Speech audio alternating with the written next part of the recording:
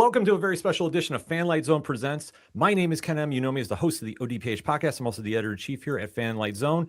And to my left, your right at home, he is one of our executive producers here at Fanlight. And you know him from the comic book reviews every single Wednesday, dropping at 9 a.m. Please give a warm welcome to Rich. That is right. We are here. We are about to talk about an exciting, very exciting book that is on Kickstarter, and I cannot wait to jump into it. Absolutely, because if you grew up in the 90s and suffered through a lot of the stuff that was going on during the time, you might have missed this gem, because a dinosaur story that really stands out from the pack is something hard to find. But let alone its legacy still lasted for 30 years, because now it is finally returning via Lighthouse Comics on Kickstarter. And it is a project that is absolutely crushing it right now. And if you don't sign up for it and get it in your hands, you're truly missing out on something truly special that is standing out from everything else, whether at the shops or on your collection. And we are so excited to have some of the people behind it joining us on air to talk about it. One, you might know him as the co-creator of John Constantine, and you know him from his run of Saga as Swamp Thing. And also he's here with the head of Lighthouse Comics himself, who knows a little thing or two about Eisner Award-winning projects. So please give a warm welcome to Stephen R. Bissette and Chris Stevens. Guys, what is going on? We're here with you, and thanks for having us. Pleasure to be here, guys. Thanks, Ken. Thanks, Rich. Oh, thank you for coming on. And with this story, a Tyrant, which, like I say, I remember this from the 90s, but to see the evolution of that book to come back now on Kickstarter form, Stephen, I'll start with you. How did this whole story come to be? You mean the story of Tyrant or the story of this Kickstarter? We'll go with Tyrant first, because I think if anybody's not familiar with it, they need to get familiar with it. So, long story short, I'm a monster kid, born in the mid-50s. I grew up loving dinosaurs, and I never outgrew that love. And I always ached for a dinosaur comic to exist that was not going to be cluttered with, GIs fighting dinosaurs in World War II, or time travel machines, or Turok and Ander in the Lost Valley. Much as I loved all those comics, I just wanted to be able to read a comic book about dinosaurs. And not necessarily an educational comic. I wanted to be swept away into the life of a dinosaur. And by the mid-90s, nobody had been doing that as yet. So when Rick Veitch, Alan Moore, Dave Gibbons, John Toddleman, Don Simpson, Chester Brown, and I did the 1963 comic book series for Image Comics, I finally earned enough of a nest egg that I could dedicate 2 or 3 years to doing the one comic I had always dreamed of doing, which turned out to be Tyrant. It was originally planned to be a 15 to 20-year project. My goal was to present to the reader the birth, the life, and the death of a Tyrannosaurus Rex. My primary impetus was to make it as rooted in the actual paleontological science as possible. I can't use the word accurate, because like all sciences, paleontology is always changing, always shifting. And the model that existed for reconstructed prehistoric life in the mid-90s when I was doing Tyrant, as any layperson recognizes, has changed dramatically in the ensuing 3 decades. That's just the nature of the beast, no pun intended. But I really did my best, and thanks to my longtime friendship with Dr. Michael Ryan, who at that time in the 90s was with the Royal Tyrrell Museum up in Alberta, Canada, I was able to access the paleontologists themselves, who were experts on the life forms I was hoping to bring to life. I really wanted to steep a reader in the life of these animals, without anthropomorphizing them. This wasn't going to be the Land Before Time with fancy names and singing dinosaurs and so on. I really wanted to make it possible via the magic of comics for you to lose yourself in experiencing the life of a Tyrannosaurus Rex. Unfortunately, the entire direct sale market imploded right around the time I was working on what would have been Tyrant number 5, and I had to pull the plug on the project. So I only got it like 2.5 years into my plans for a 15-year project. But it made a lasting impression with a number of people. And a few years ago, Chris Stevens reached out to me, proposing that a collected edition be put together. And at the time, I said no. Chris courted me over a number of years, and it really was Jim Rugg and the late Ed Piskor's Comics Kayfabe podcast that they did on Tyrant that prompted me to say yes the next time that Chris reached out to me. That's Well, yes, incredible. it's an incredible, and of course, if people aren't familiar, they'll get familiar with the Kickstarter. And of course, if you go out and you check it out, there's some amazing artwork and everything actually involved in this. And it is really cool to have a project where, like you said, you didn't, you went with realistic dinosaurs instead of going after, the anamorphic kind of style and, what anybody would be used to in a comic book. And I think that it really shows, especially when hitting Kickstarter, because obviously Chris was right and with Lighthouse, because we have the great news of saying that after just on day one, you had over $150,000 in backing. So you've cleared, goal. It's getting higher, which is great because it obviously grab this collection. It's awesome. It's going to blow you away. It's beautiful. Everything looks great about it, which we're here to talk about. And so, first of all, congratulations on such the outpour, because that's not a normal thing. We were watching this thing when it went live, going, oh man, it's just kept going and going and going and going. And usually, there's a little bit of grace period. And so that has to feel amazing. First of all, how does it feel, knowing that there was such an outpour? And secondly, did you envision that this was going to happen, or is this to the next level that you weren't even anticipating? I didn't, but Chris was telling me for a long time, this is how it would go. Chris, I'll turn over to you because you certainly had the vision to this. Well, thanks, Steve. No, guys, I believe so strongly in the work that Steve did on Tyrant, and I'm the right age I read it right after high school, and it stuck with me. And Jim Rugg and I have spoken about this in some other talks we've done. And I think Jim's a few years younger, but he would have been, sophomore or junior in high school or something like that. And it hit us both in very profound ways. And I was confident, when I first approached Steve about it. Steve and I had worked together on a book I made called Little Nemo Dream Another Dream. And Jim had been the person who introduced us, so to speak. And that led to Steve and I staying in touch. And Steve did a couple pages for these books that I edited and helped put together called The Golem of Venice Beach. And somewhere after the Golem, I'd been started to do a bunch of freelance comic book editing and putting teams together and sort of book packaging type stuff without actually being a book packager.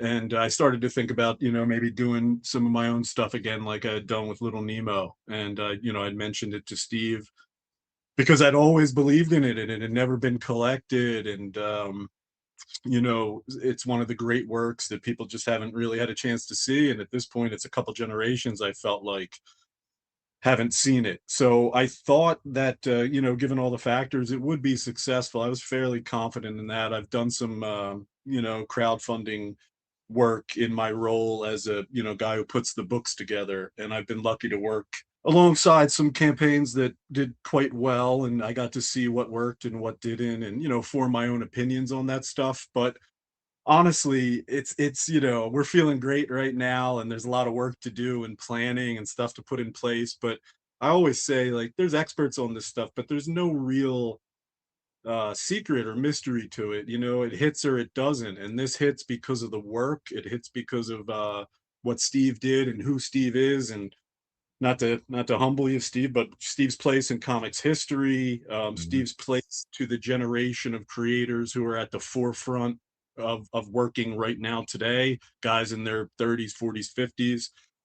When you combine that with Jim Rugg's involvement, Jim is a beloved figure in comics, and he's earned that position through being a terrific champion of comics and historian of comics with cartoonist Fabe.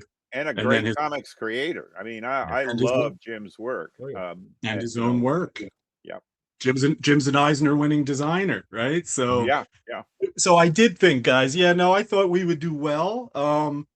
it's good to be in a position where, you know, I'm happy to say that it exceeded my, you know, I thought we would have a very strong first day and be in a position for the full 30 days to be pretty special, hopefully. And it certainly looks like we are. And I think we're a little ahead of where I hoped we would be. So no, it's fantastic. And I'm glad that the campaign and the stuff that we put together is resonating with people, and they're going there and they're finding stuff that they, you know, that they want to add to the books. It's not just the books that they're getting. I think they'll walk away. Hopefully, we've got some events planned and some promo stuff to go over the next month. And I think people, I like to think of it as a, you know, kind of a Tyrant experience. You know, it's a sort of once in a lifetime thing. You can't say that too often. You know, this won't happen again. There won't be unless there's new Tyrant, and we won't get into that right now, right, Steve? Well, But it there could probably won't happen. be I another mean, Tyrant. what I'm looking at is making me understand that, you know, it's not like I wasted the past 30 years. I've had multiple careers, you know, since stepping away from self-publishing in the 90s, but this is really forcing me to rethink, you know, what am I going to do with the time I have left? Um, and just as 1963 allowed me to do Tyrant in the first place, this crowdfunder may well allow me to do something with Tyrant in the second place. So we'll see. Well, that would be the most beautiful result of all, you know. But people are discovering it, and the messages and stuff that we're getting and the reaction to it. And so yeah, no, thanks so much, guys. It's great to hear your enthusiasm for it and that it's hitting people as a success. You know, I've seen first days. I've been lucky to be part of some ones that the first days have been six-figure first days. Mhm. And you know, it's a hard thing. There's a velocity to it. I don't know how else to say it. And you honestly know, and I'm not talking about looking at data in the dashboard. I'm just saying, just watching the scroll that anybody could watch, right? There's Mhm. like, you sort of know after 40 minutes, honestly, you know, if it's gonna be what you're hoping Wow. for. I was gonna So say, it was a good morning. I had one of my closest friends and people who helped me the most in the week leading up to the launch. Andrew Carl, my old partner, who's been helping me put some of this together. I said, "Oh man, I'm a little worried. You know, this is like maybe 45 minutes. This is, you guys we can all laugh now, but about 45 minutes in, I said, "Oh, I'm a little worried. I'm a little worried. It doesn't have the velocity."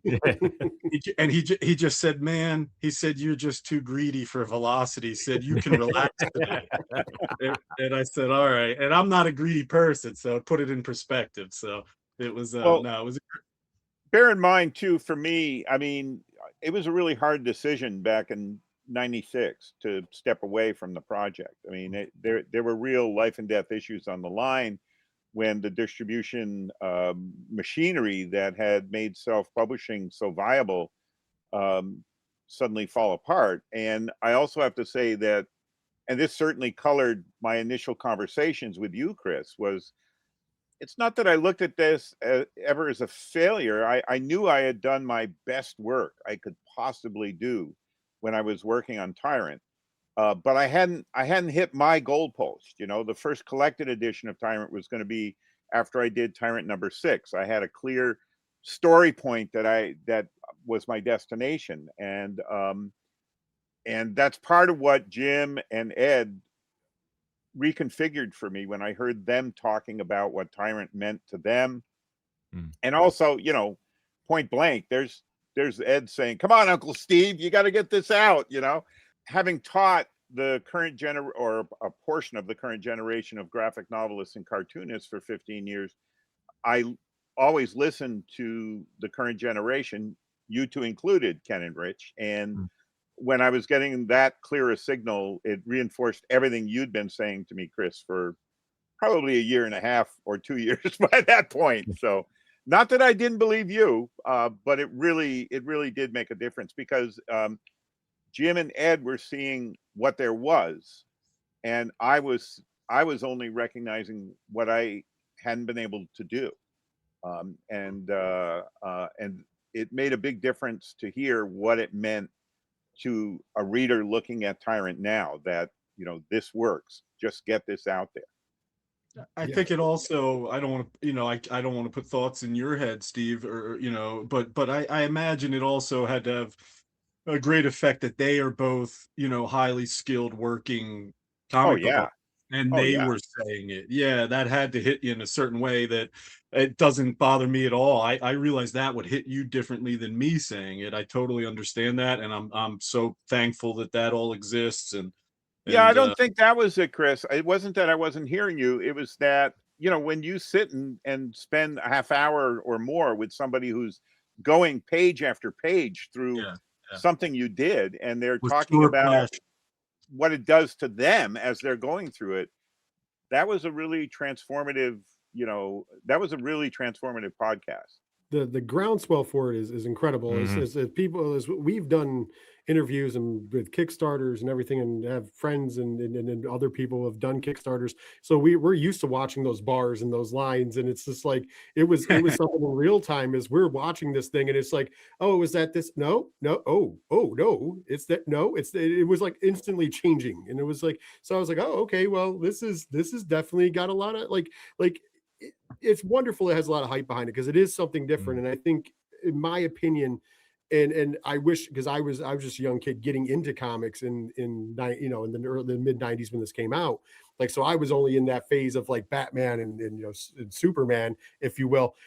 I wish I would have seen this book back then because I love dinosaurs. But now, looking at what we do now Mhm. in 2026, there's such a need and want for things that are outside of the normal comic book slash superhero realm. It's this is like almost custom made for people to come back to now, because a lot of people are looking for something different and looking for something that has a little bit different to bring to the table, and this definitely does. Well, comics have changed so much in the last 30 plus years. I mean, Mhm. Yeah. Rich, the point you're making, what was considered mainstream when you were growing up, has the landscape is altered completely. Memoir comics were not a thing in the Mhm. mid 90s. They were just beginning to bubble up.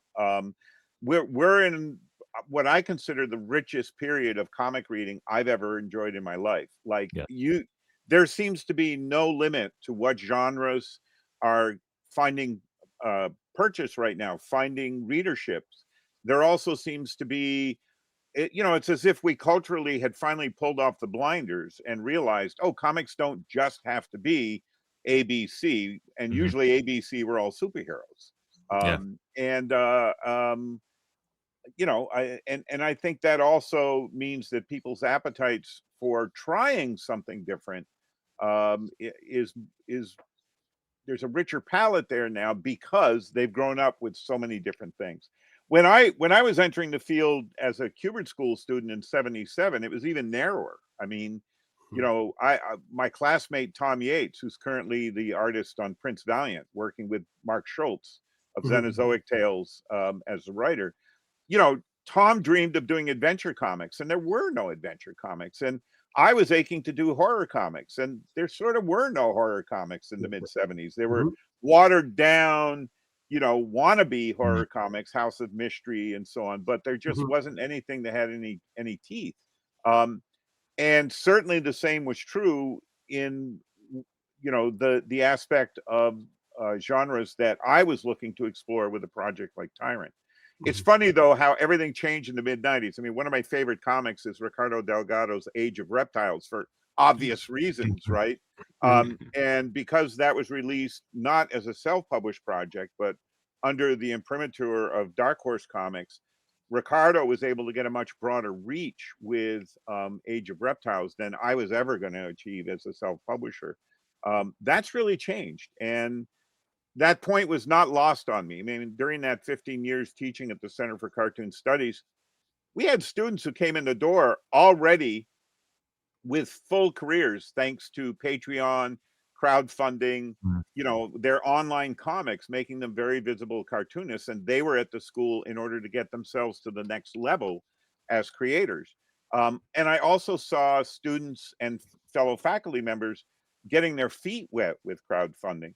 So, Chris, when you reached out to me, I had like a loose working knowledge, Mhm. secondhand, third hand of how crowdfunding worked. And I was very thankful that I had gotten to work with you earlier on the Little Nemo project, just as, a one-page contributor. But you invited me to be more attentive and a bit more involved with the Golem of Venice Beach, even though it was just a couple pages I was doing. and watching how that was orchestrated, how well you handled the whole thing. And as I've said on other podcasts, one of the things I'll say to you, Ken and Rich, is, whenever Chris promised me something, he came through with it. So there was also a bond of trust there that we had built up through the prior 2 projects that Chris had invited me in on. And that included some disappointments. The piece that was published in Chris's Dream a Little Dream was the last published Tyrant work I had ever done. It was a 1-pager called Tyrant in Slumberland. It was about what baby Tyrant dreams about, which is eating everything, right?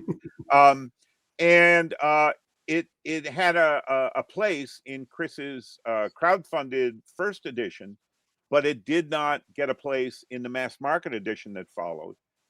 That's okay. I knew it wasn't, it wasn't Chris's call. You know what's funny? This gives me the chance on the record. I love it. This is perfect time. Go for it, Chris. Ken and Rich, here's a scoop. Here's a scoop, Ken and Rich.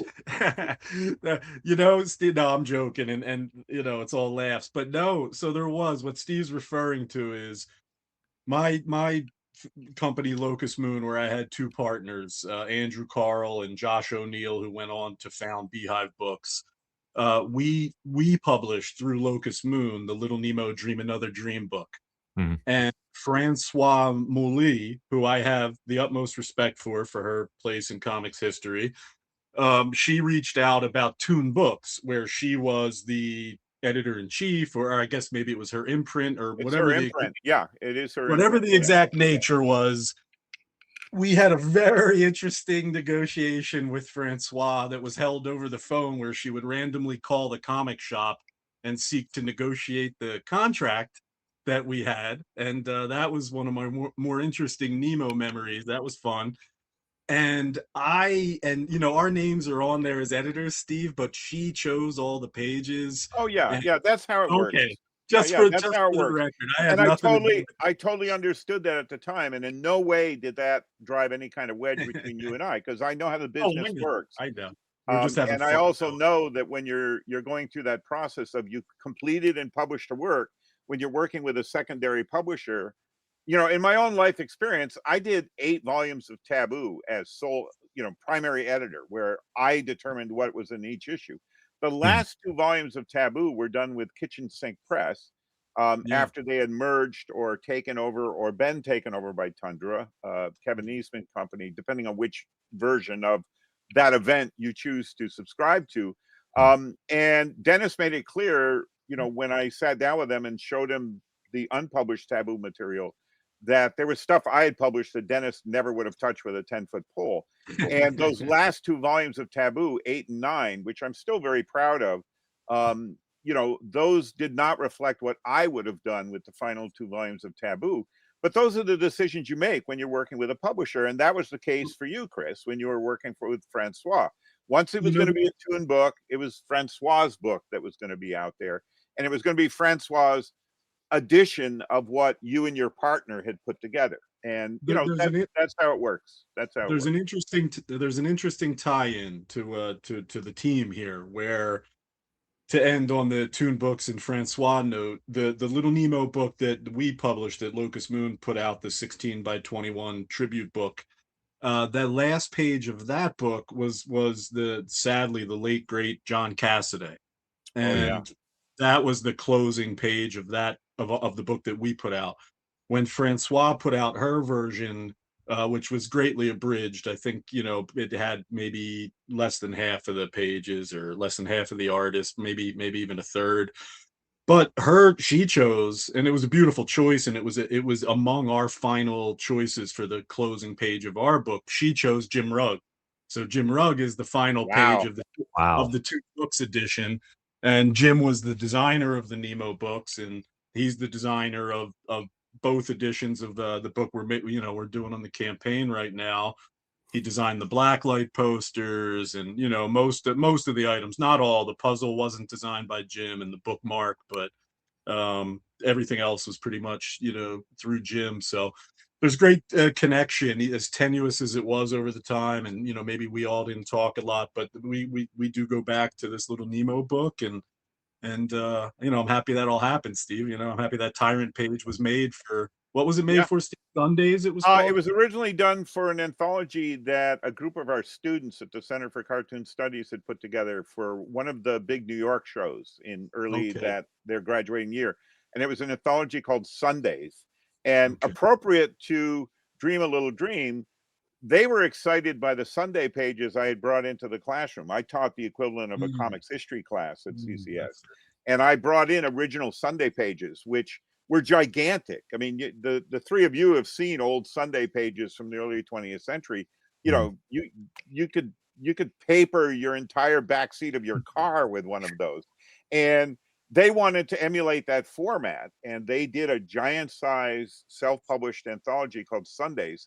And the setup at the Center for Cartoon Studies is the basement lab has everything you need to self-publish in any format you want to self-publish. And they did this gorgeous, handsome anthology. And as occasionally happened during my 15 years, when the students might or an alum invites me in on something, I often accept the invitation. And I did my last Tyrant piece for Sundays. I'm very happy that we're including it in the complete Tyrant edition that is coming out. And I still had the original art, of course. So, and there were multiple endings I had drawn. So I think Jim and Chris are making sure that the reader will be able to see every last panel that I had toyed with. So It'll all be there. It all That's fits amazing. together. It all fits together. That's why I say everybody needs to go get this book, because it is so much amazing material in this. Like, this is not just a normal Kickstarter campaign. But Stephen, let me ask you this, because obviously you've dabbled in self-publishing before. Did you ever think when you were doing that, it would ever evolve to what it is now with Kickstarter and campaigns like this? That's a great question, Ken. And I have to say, I was very close friends with Scott and Ivy McLeod back in the late 80s, early 90s. And it's not that we ever stopped being friends. It's just, you know, geographically we moved apart. We each raised families. But Scott was talking about this kind of thing in the late 1980s. I kid you not. And then in the early 90s, I remember conversations with Scott where he was saying, you know, when micro payments become possible, it will be possible for cartoonists to fund their work via micropayments, where, you know, a fan can kick in just a little bit of money, but if they build a fan base, that can be enough. And, you know, that's Patreon. That's, you know, Scott was talking about what manifested as Patreon. And crowdfunding is another variant that it's not like Scott laid it out and went, yes, there will be a means of, you know, but he was talking about early possibilities and possible permutations and extrapolations on that. And crowdfunding is one of those. Crowdfunding is this remarkable vehicle. You know, when I was self-publishing Tyrant, it was this months-long process where, you know, I had to solicit the issue months before it was going to be printed, right? You had to put the solicitation into the hands of the distributors so it would go into the catalog. It would appear in the catalog 2 months before the book was actually going to be in comic book shops. It was this prolonged process where, and I always found it crazy. Like, I'm a consumer, you know, I impulse bought comics all my life when they used to be on the newsstand. Now, if I wanted to have a certain comic, I had to decide 2 months before the comic even existed, not only that I wanted that comic, but I had to get my hands on a Diamond or a Capital catalog or whatever the regional distributor my retailer worked with. I had to make my purchase decision in advance, and the retailer needed a commitment from me in order to order that oddball thing. There was a no risk if I was interested in X-Men. It was high risk if I was interested in, this weird comic called Teenage Mutant Ninja Turtles #1. Yeah, I think I might want to read that 2.5 months from now.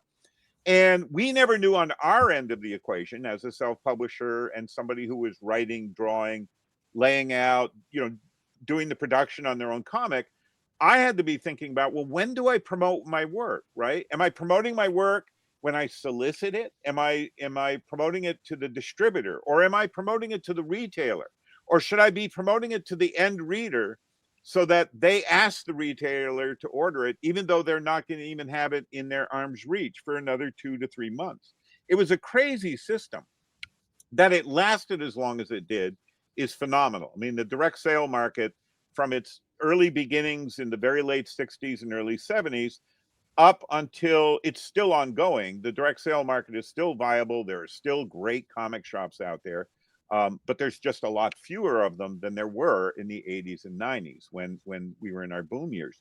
Now with crowdfunding, all of that, I mean, Chris and Jim and Sean and the entire team that worked at Lighthouse to make this reality have been working on this we've been working on this for 2 years now. From the point when I opened up my flat files to start pulling out Tyrant art to the present day is a little over 2 years.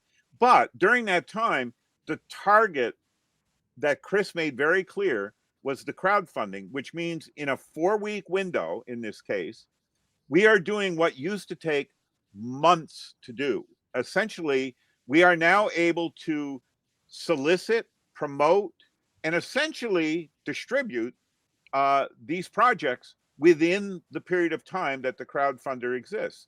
And I'm really excited by that. And I was excited when I first heard of it. And I went in very early on crowdfunding, I don't know, 10, 12, many years ago on early projects, in part because as a consumer, I wanted to figure out how it worked. As a historian, it's a nightmare because I know that there's work that's come out that might be some of the best graphic novels and comics that ever existed. But if I miss the crowdfunder, I may never see them or have access to them. Right. And that's going to get really tough when somebody's trying to write the history of, oh, what was happening in graphic novels between, say, 2020 and 2030? Are they even going to be able to access some of the work that came out during that decade? But on our end, you know, for me as a former self-publisher and a creator who still owned this particular body of work, and for Chris and his team at Lighthouse, everything was about focusing on, okay, we got to have everything ready so that during that month-long window, it's all going to run smoothly. And that's part of, you know, having that time is part. Chris wasn't the one and Jim wasn't the one who said, hey, Steve, why don't you do some ceramics? I knew there was this downtime and I just thought, okay, I've seen how crowdfunding works. I've been a consumer of crowdfunding. I want to make some really cool perks that nobody can get anywhere else. And, you know, and that was a lot of the thought that went into building the campaign that kicked off yesterday morning. The ceramics is what got us over the top. Like there was one of those, there's somebody as we, like I said, we are involved in a lot of Kickstarters. We support Kickstarters, obviously, as much as we, you know, do stuff, you know, in the comic book business. We are also, you know, fans. And so we go out and support a lot of things. And so like, you're used to seeing add-ons, you're used to seeing the posters, you're used to seeing, you know, the different kind of covers and such. Ceramics, not all the time we're used to seeing, and not especially like look so cool. So we were both over the moon after seeing them. And like, how did you come up with the idea? Obviously you kind of said there because of being a consumer yourself, but like the process of this is amazing. And if you haven't seen it, check that Kickstarter out when you go visit Kickstarter, because you need to. And look at these, they're amazing. Well, about 15 years ago, I mean, I was teaching from 2005 to 2020. About 15 or 16 years ago, as part of teaching at the Center for Cartoon Studies, there was a local multi-dealer antique mall in Ottaquechee, Vermont, which is close by, about 20 minutes from my house tops. And I rented a booth as a dealer, because I wanted there to be a local venue where the students could put their mini comics and zines, because some of the best comics I ever read in my life was the work the students were doing, sometimes as a matter of assignment, sometimes, they're self-motivated projects. And I wanted also to have something unique in the booth. And there's a local pottery shop, Tip Top Pottery, where they have the prefab mugs and bowls, the bear ceramics are there. And I started hand painting zombie coffee mugs, where I would write zombie coffee on one side of the mug and do a zombie face on the other side of the mug, and have the interior with blood red, so that your morning coffee had a little bit of the Living Dead flavor to it. And I would make about 1 or 2 of those a month, and I would just stick them in the booth, and there was no way to price them fairly. I mean, it's not a matter of the cost of the cup or the bowl. It's a matter of, there's no way I'm going to compensate for the work that went into it. So I made them affordable. I think I was selling them for $25 each or something. And they always sold. They always sold. There's a handful of people out there in the world with zombie coffee mugs by Steve Bissette. I occasionally would give them to friends as birthday gifts. I'm pretty sure Rick Veach still has the one that I made for him. So that was kind of what, you know, I hadn't done anything like that for a number of years. And when, you know, when it was decided by Chris and Jim that we were going to do this crowdfunder, there's one of the mugs right there that Chris is holding up. I thought, let me go back and do them, but let me do some dinosaur mugs and bowls and skulls and, you know. So I'd gotten pretty, I won't say expertise, but I'd gotten comfortable with working with the kind of paints and materials. Part of what you have to do when you're painting these things is you've got to picture what they're going to look like after they come out of the kiln, because the colors you're laying down look nothing like what the final kilned ceramic comes out as. But that's part of the fun of making artwork. You know, you sit down with a blank piece of paper and watercolors, you're not sure what you're going to end up with at the end.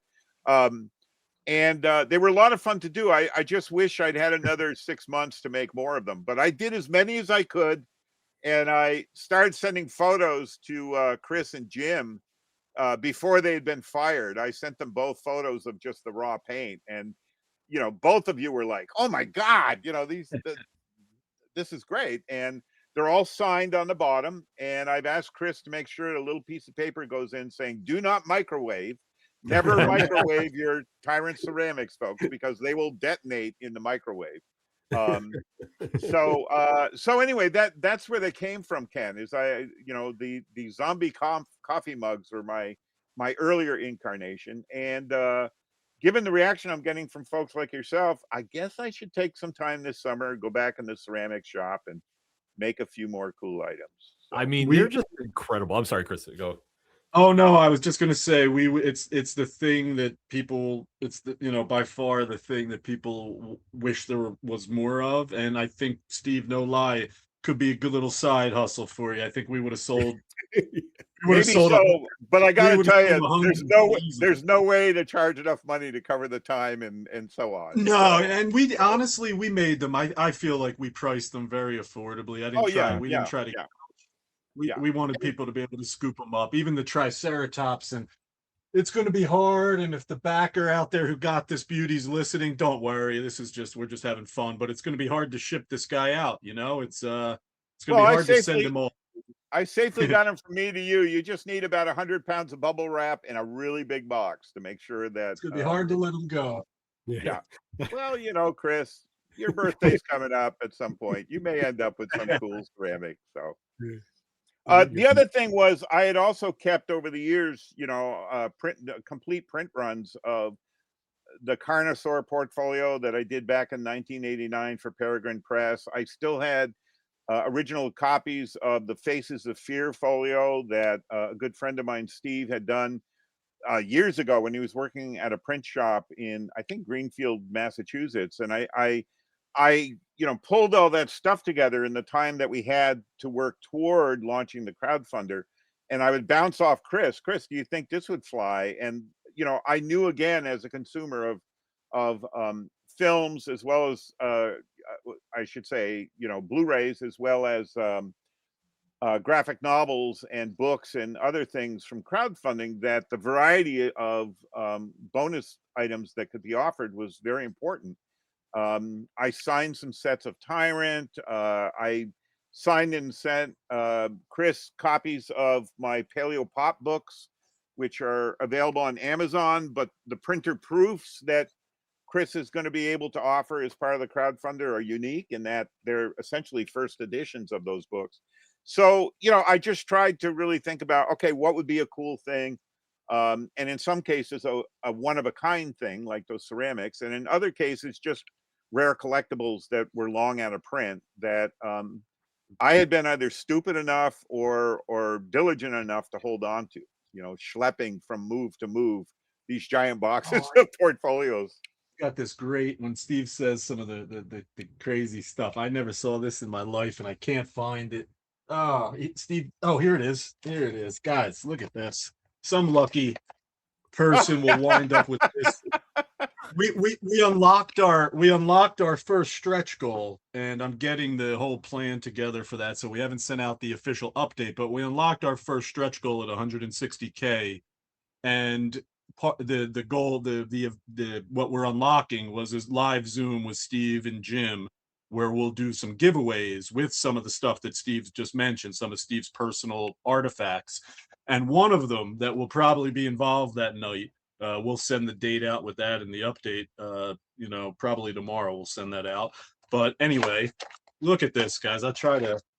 Oh, it's the horrified B-movie victims. Yes. Oh my God. That's This amazing. is a plastic set that I had on a shelf in my drawing studio for years of little plastic replicas of those people on 1950s horror movie and monster movie posters that were always running away from the burning city.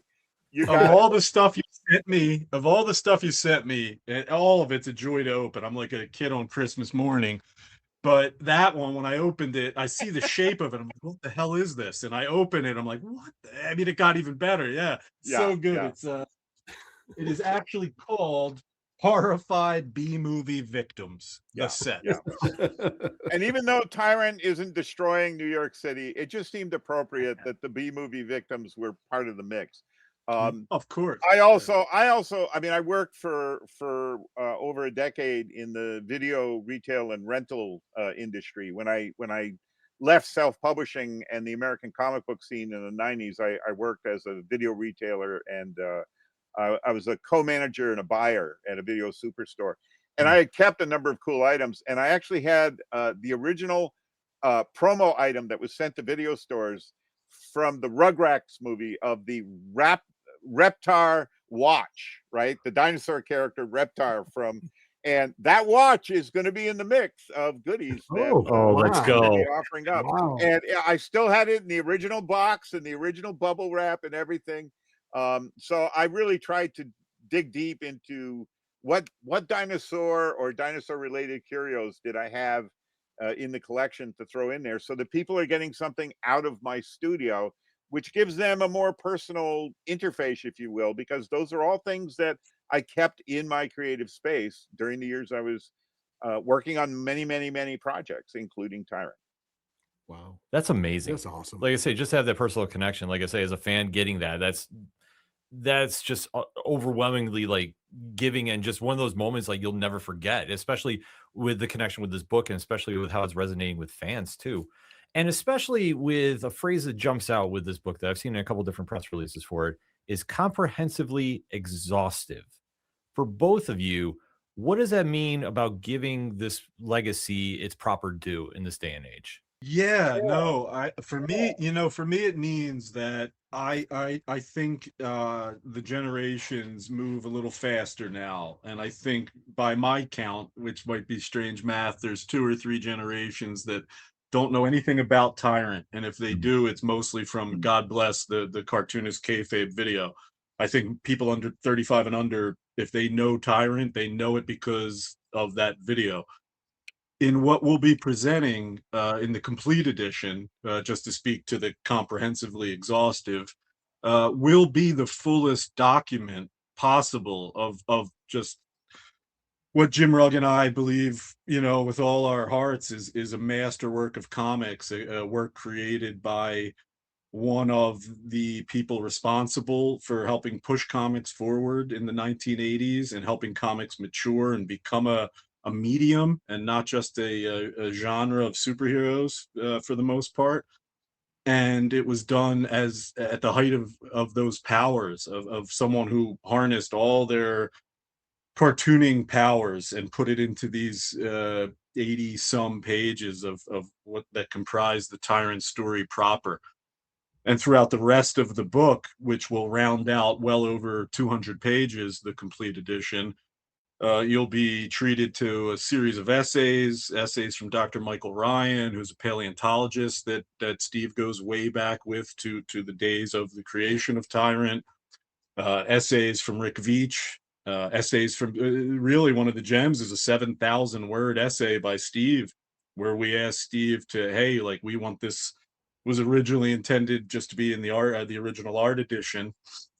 And you know, when you're calling something comprehensively exhaustive, got to end up in both places. But yeah, there's a 7,000 word essay from Steve. There's tributes from people you probably wouldn't expect in terms of and I don't say this in any denigrating way, but there's going to be a couple text pieces in there from people no one's ever heard of.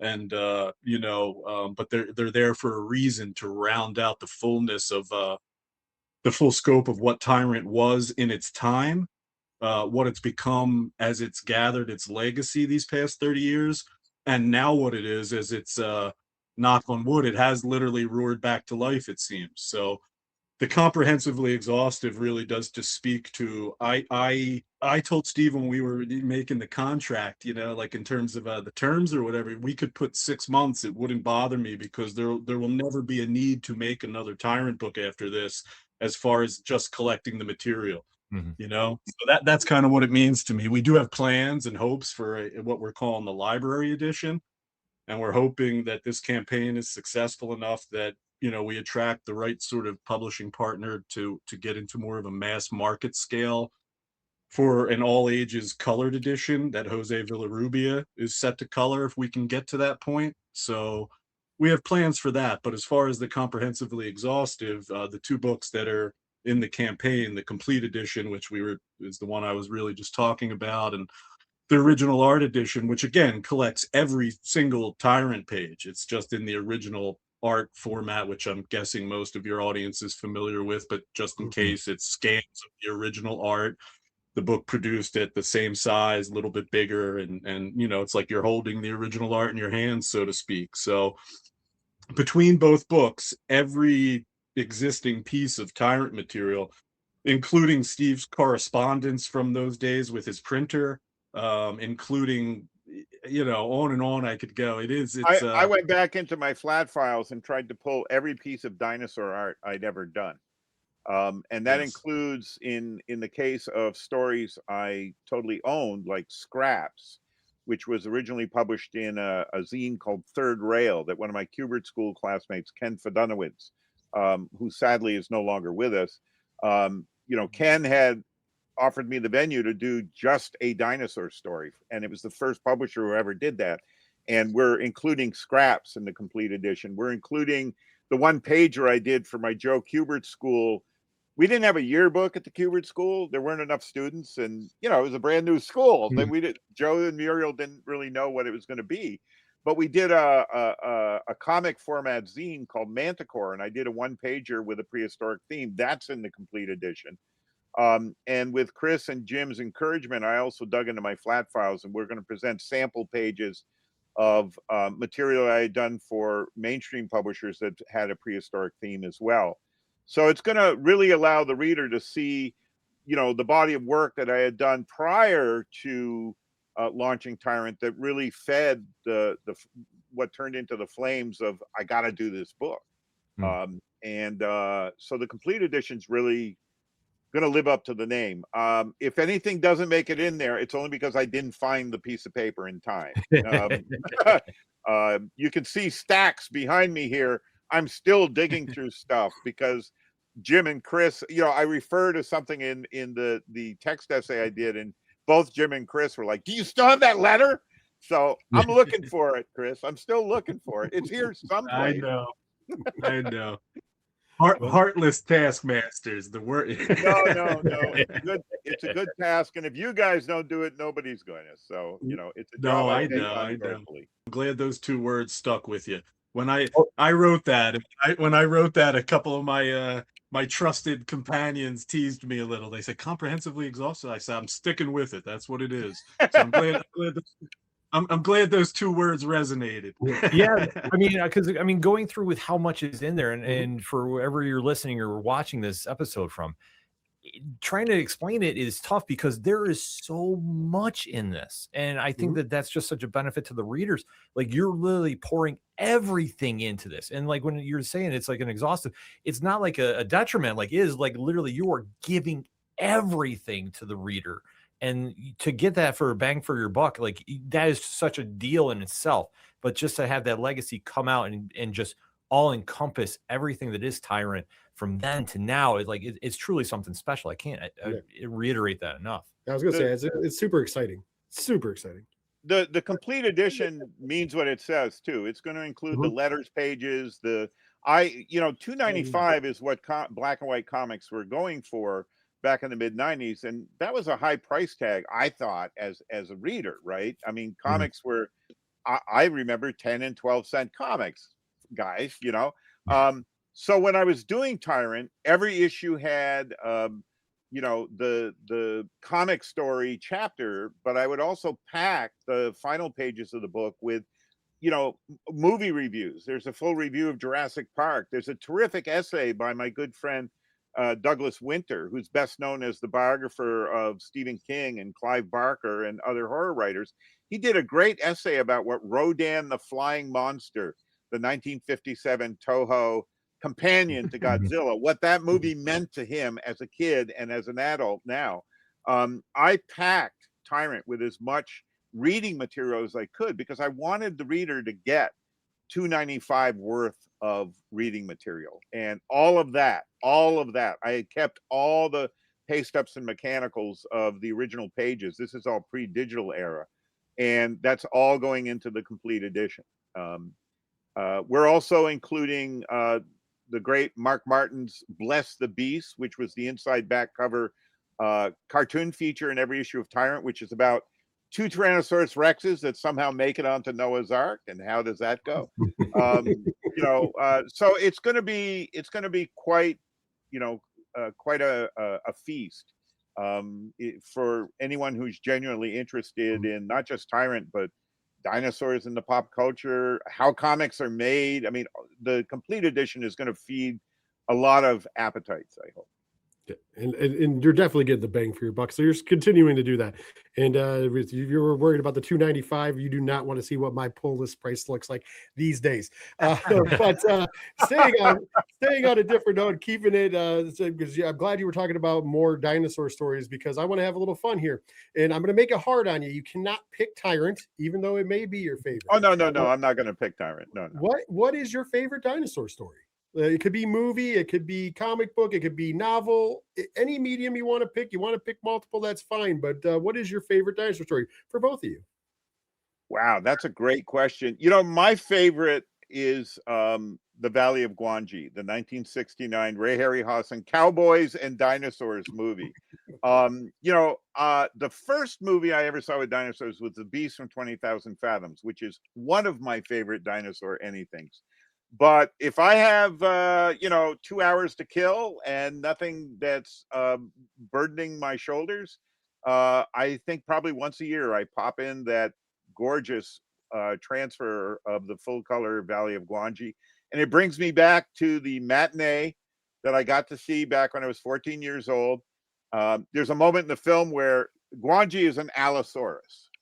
And there's a moment in the film where Gwangi is introduced, and he's introduced by leaping over your head onto the action on the screen.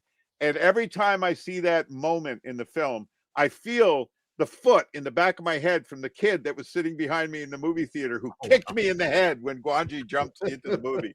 So for me, it's Valley of Gwangi. I could pick more intellectually pleasing items as a favorite dinosaur or something, but Valley of Gwangi scratches all my dino itches.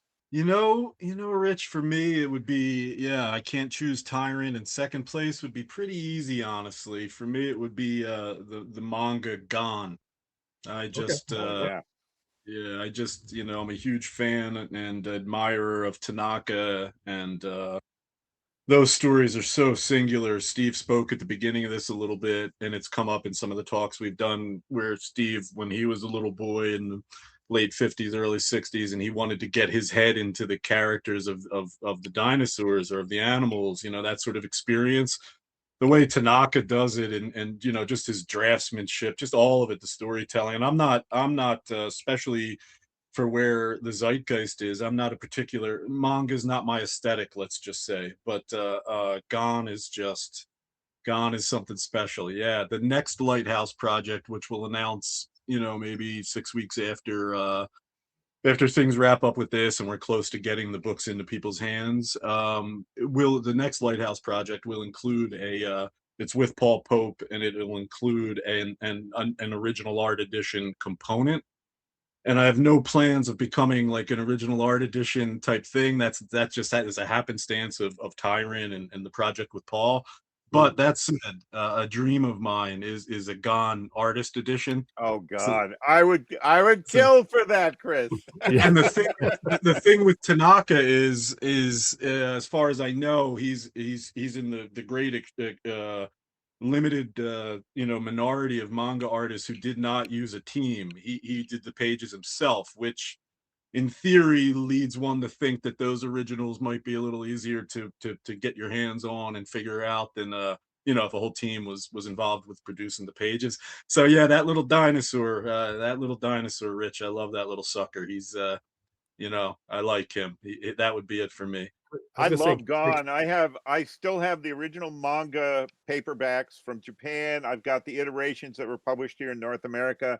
And I have fond memories of my Chicago area friends back in the 90s. Larry Martyr, who was doing Bean World at that time, and his late wife, Corey. Steve Harold and Tim Gagney, who worked with the Diamond Warehouse at the time. They took me to this terrific Japanese store that was in this big mall outside of Chicago. And when I went in, there was an orange Gone figure about this tall, right? Oh man. And it was on the top of a shelf. And God, I wanted to buy that, but it was just for display only, right? You're gonna send me to eBay after this, man. I've never seen one again, but oh my God, yeah, I'm a huge Gone fan. Terrific comic. Well, you know what's funny, and I'm sorry, guys, I'm thinking out loud. No, by all means. Paul Pope is very. I mentioned he'll be the next Lighthouse project, and Paul is sort of famously the only, however they phrase it, but basically the only American artist to ever have Kodansha say, "Come live here and make comics for us." And we don't get into that whole story; it would take too much time. Most of that stuff never wound up coming out, and being published over there. But he lived over there for a while, and when I think about it, I haven't really I've talked about it a little bit with him, but Kodansha was the Gone publisher over there. Yeah, So yeah. it's in my mind. It's in my mind. You guys will be the first to know if it happens. All right, very excited. I'm very excited about that. Very excited about that. Before we let you go, one more question though for you. Obviously, this has been a labor of love that's come from the 90s to now. How does it feel that now, once this book is finally done with the campaign, like what is going to be the exact reaction you're going to have that this book is finally coming out? Well, I'll go first. So Steve has go ahead, Chris. Yeah, you should have the last word, my friend. For me, it'll really be, it's hard to say. There's moments of these things where I'm not particularly motivated by money, like the money's a means to an end, and you want to do well, but it's the satisfaction of the proof of labor, which is a phrase I'm borrowing from Raymond Carver, a writer that I admire, and he wrote this great essay about what's a man have except for his proof of labor. And for me, when the books are out and they're in people's hands and I'm holding the book, that proof of labor will be immensely satisfying, just because it's a work that I care about so much. And Steve's been a name and a figure, even though I've only known Steve for 15 years, he's been a name and a figure in my life, just due to his career and the Alan Moore Swamp Thing run since I was 8 years old. So to have played a part in bringing what I know is a comic book masterwork, like I said, to new audience, it'll be immensely satisfying, very, very satisfying. Can't predict how I'm going to feel when I hold these books in my hand. I mean, I'm literally living for the day that they arrive. I just turned 71 this past week, and I'm thankful for every day I'm above dirt. I've outlived a lot of good people who I loved deeply. I wish they'd been here for this, including Marge's my son Mike, and my parents who aren't here. But I'm glad I made it to the day that I'll be able to hold the book. So knock on wood, I'll be here. And then the big question for me is what's next? I mean, I told you all from the get-go with this conversation that it was really the nest egg that 1963 provided, the 6 issues that I collaborated on with close friends for Image Comics, that allowed me to do Tyrant. And just looking at, I mean, we're only 2.5 days into this Kickstarter. it looks like, I mean, if I'm able to buy a couple more years and do some new Tyrant material, that may be what I pursue. I've got a lot of other projects on the table. I mean, I was just told recently, and it was recently announced, that I'm on the next Vermont Cartoonist Laureate. Vermont is the only state in the union that has a cartoonist laureate, and I'm the 6th to take this position. And I only said yes because I said to James Stern when he approached me about being cartoonist laureate, I said, I'll do it if I can get the help and the funding to do a book on Vermont cartoonists. I'm one of the current generation of Vermont cartoonists, but there's been very, very many Vermont cartoonists, including comic artists you guys know their work. Gene Colan, Frank Miller, you know, who Yep. lived in Vermont. And those were the Stop conditions there. when, well, yeah, exactly. Yeah, exactly. I mean, we could go on and on. Rick Veitch. So I've got other projects on the table, but I haven't mentioned, well, I have mentioned it to Chris before, but Paul Karasik does a summer workshop at the Center for Cartoon Studies every summer called Graphic Novel Workshop, where you bring in a project and you workshop it with a group of fellow creators. And thanks to Paul, I have workshopped and prepared not one, but 2 original Tyrant stories, fully scripted, laid out, that I never took the time to complete. And that means there's 2 works in the drawer that I could jump into. So, you know, as I said earlier, I'm really rethinking, you know, with whatever time I have left on this planet, what do I want to do with my life? And I've got a lot of projects I'm in the middle of. I've got a lot of projects I'm committed to. I do work with Blu-ray and 4K labels. I just got 2 new jobs this week alone on 2 films I really love, doing commentary tracks and or bonus features. But this may make it well possible to take part of the financial burden off my wife Margaret's my shoulders long enough that maybe I can get those 2 stories done and more. We'll see. We'll see. Awesome. Well, if there's any reaction from the Kickstarter campaign, I think the karma is in your favor. And this book, we cannot stress enough, folks, is comic history. To see the passion behind this, to finish the story and get it out to the audience, and the reaction of the fans, let alone, is enough to sell you on this. But when you see the art is amazing in this. And to take a story that, yeah, it's a dinosaur story, but it's one that you have not seen before from this perspective, and getting all that comes with it in the complete set, it's truly something that you cannot afford to miss. And I cannot recommend it enough. Steven, Chris, thank you so much for coming on the show to talk to us. We definitely have to recap after the campaign's done. Thanks so much. Ken and Rich, thank you. And may I mention a couple of things before we go? Absolutely. I'm a huckster. My dad had a grocery store. I worked in it from age 6 to 21. I've got to do this. Okay. I'm also continuing to do book series. These are available print on demand on Amazon. This is an extension of Tyrant. The back of every Tyrant had a section called the Tyrant Media Guide. And I am continuing that work of chronicling dinosaur pop culture, comic books, movies, trading cards, and so on. And I've been doing this book series with my good friend Tim Paxton, a zine creator, Tim Paxton, and author Tim Paxton, and working with another graphic novelist, my friend Mark Mastel. There's also a print-on-demand series of monster sketchbooks. So if you just want to see my artwork, we have put together a series of sketchbooks. The first one was Thoughtful Creatures, over 100 pages of monster drawings by me, followed by Brooding Creatures with a cover done with my good friend John Jennings. And we just in December put out a third sketchbook called In the Mood for Monsters, and sort of warming up for the Tyrant Project. This includes an essay on why I love and draw monsters. These are all available on Amazon, print on demand, paperback, black and white, paperback color, or hardcover color. And working with my friend Tim Paxton, I've also got a book series called Cryptid Cinema.